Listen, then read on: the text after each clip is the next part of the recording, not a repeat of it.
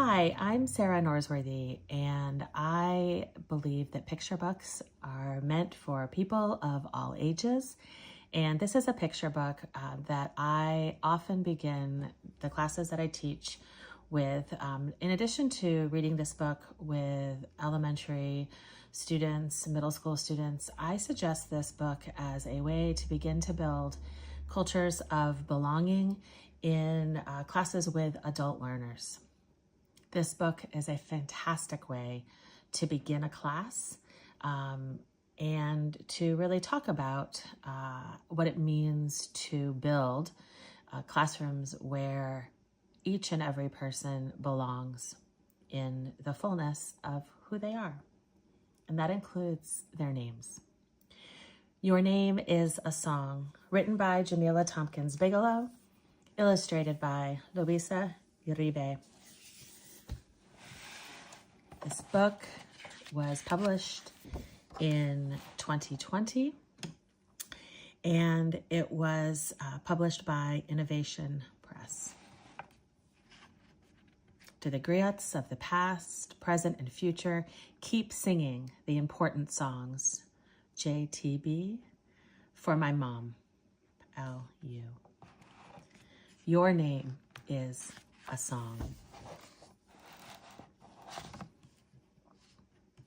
This is a familiar scene for many of us, something we have been a part of. Maybe we've been a part of this group. Maybe we've had the experience that this young human seems to be having here. I'm not coming back ever again, the girl stomped. Please don't stomp unless we're stepping in a drill team, Mama said. Was your first day of school so bad? The girl looked down. No one could say my name.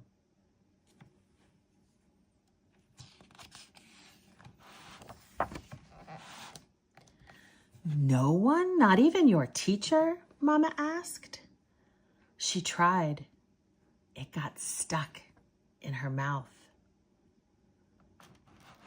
A street musician swayed and played. Mama closed her eyes until she swayed too. Tell your teacher that your name is a song. The girl wrinkled her brows. I can't say that. Names aren't songs. Sure they are. Take the name Olumude. Olumude is a melody girl, and so is Kotone. The girl whispered names. Olumude, try it. Olumude. Kotone. Try it. Kotone. When you're reading this aloud with a group of learners, humans of all ages, practice these names together. The girl whispered names. Tap to tap went her feet. Mamudu is a beat. Tando Wetu stretches out like a love song. Mamudu, try it. Mamudu. Tando Wetu. Tando Wetu stretches out like a love song. Yes, girl. Names are songs. Sing your name. Your teacher will learn to sing it too. The girl did a jig as they walked on.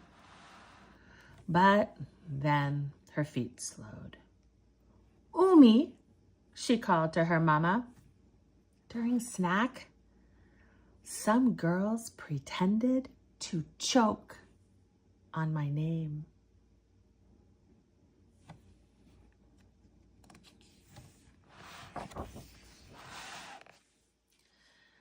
At the red light, a car boomed hip-hop beside them. The bass pounded from their heads to their toes, even in their chests. Pat, pat, pat. Mama patted her chest. Tell those girls some names must be said from here, not the throat. Names come from your heart? The girl asked. Say the name Ha from there. You got to go deeper to say Ahlam. Try it. Ha. Ahlam. Put your hand on your chest. Ha. Ahlam. Do you hear where those sounds? Do you feel where those sounds come up in your body? Try that. As they crossed, the girl touched her chest. Juana is here. Juana. Do you feel that? Ngoze. Ngoze goes deeper. It pokes me in the stomach. Ngoze. Yes, girl, from your heart, say your name. Those girls will learn to use their hearts, too.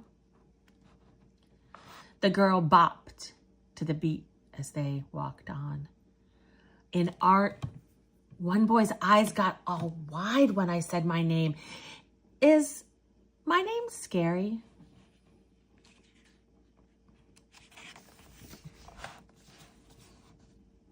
Wires sparked above a streetcar, and Mama and the girl jumped back, startled. Mama put a calming hand on the girl's shoulder. Tell that boy, some names have fire. You can put fire in a name? Kwaku storms in on a Wednesday and fire dances in Sagnica, Mama said. Names are that strong? The girl asked. Xiomara fights a battle in your mouth. Tongues bow to say. Belsique Joulank lunges like a dragon. And Udam is magnificent. The girl's lips trembled. Yes, girl. Just like you. On her toes, the girl rose and kicked as they walked on. What about the kids at recess who said, my name sounds made up?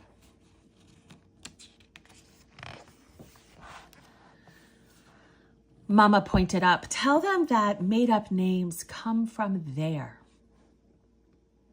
From the sky? The girl asked. Made-up names come from dreamers. Their real names were stolen long ago.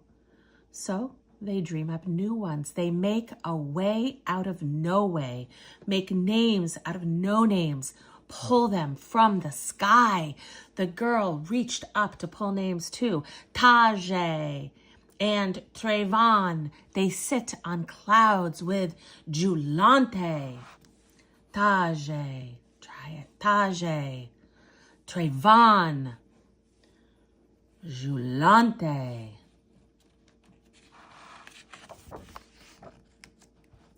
Mama nodded. And Laquan and Lamika are the twinkle in stars, the glimmer in minds that think and tinker. Are these names new songs? The girl asked. Yes, girl, tell everybody to learn new songs too. The girl twirled and leapt to the sky as they walked on. The next day, the girl didn't want to go to school, but she had songs to teach.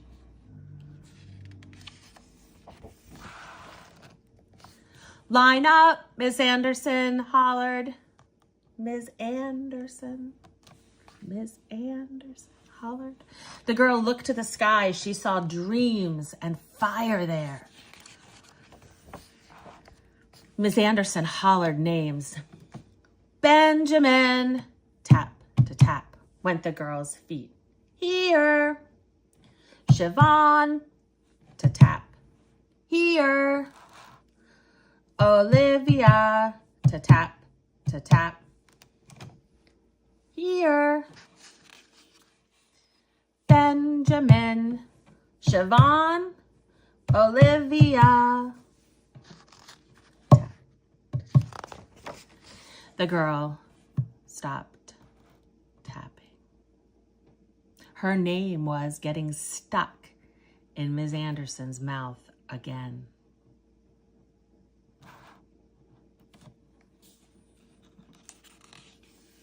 What are you thinking about? What are you imagining? The girl sang. The whole class stared. What are you doing? Ms. Anderson asked. I'm singing my name so you'll learn it. Names are not songs, Ms. Anderson huffed. Ms. Anderson, sang the girl. Ms. Anderson frowned. Your name is a pretty song, said the girl. Ms. Anderson.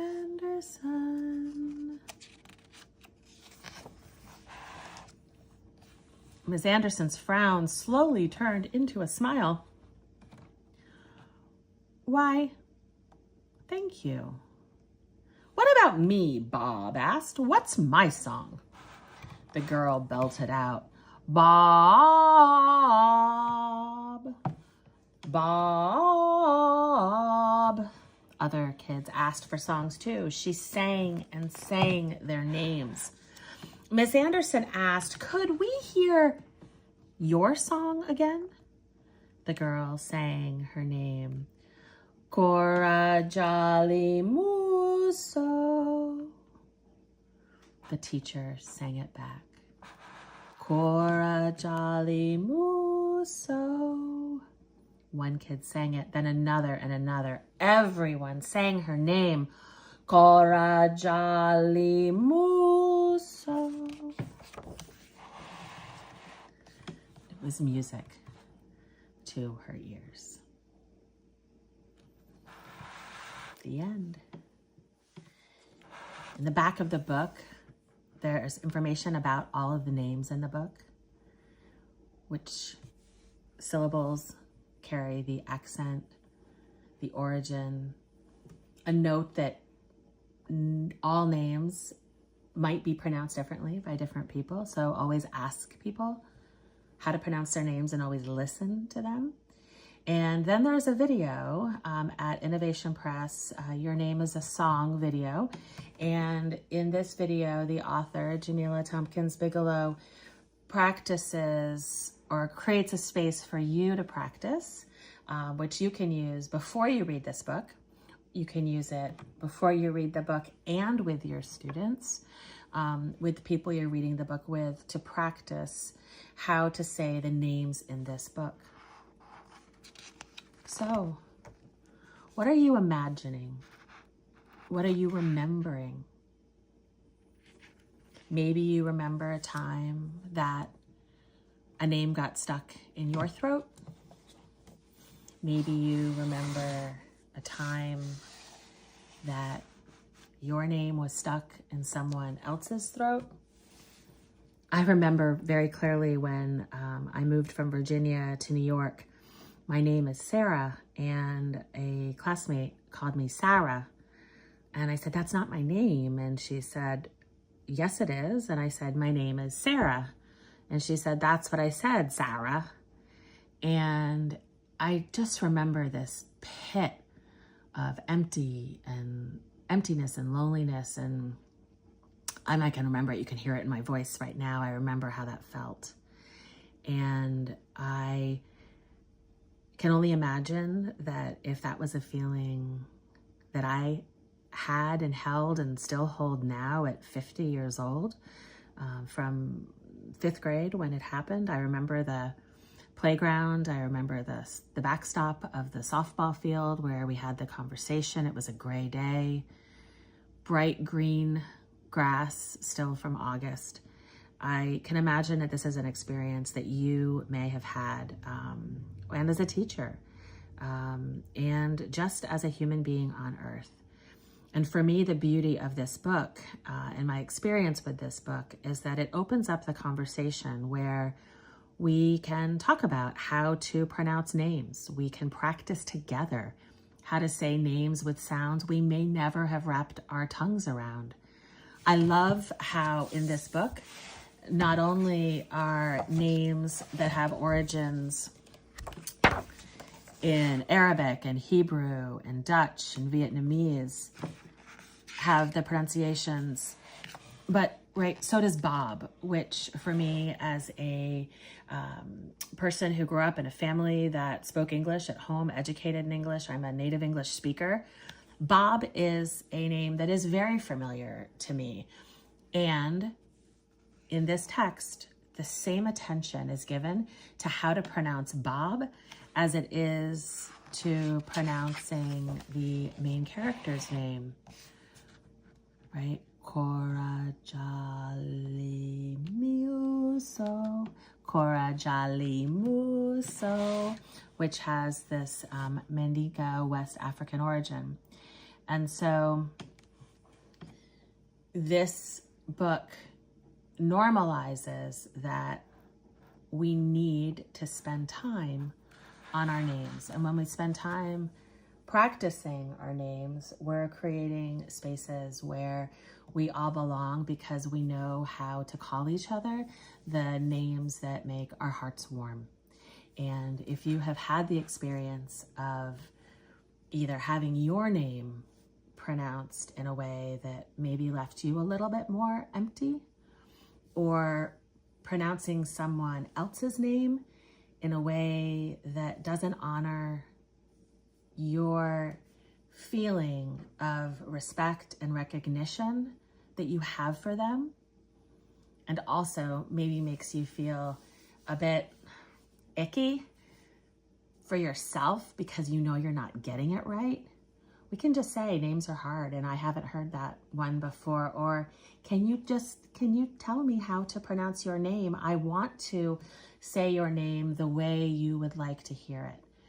Quite often the response is, oh, you can say it any way that you'd like. I answer to anything.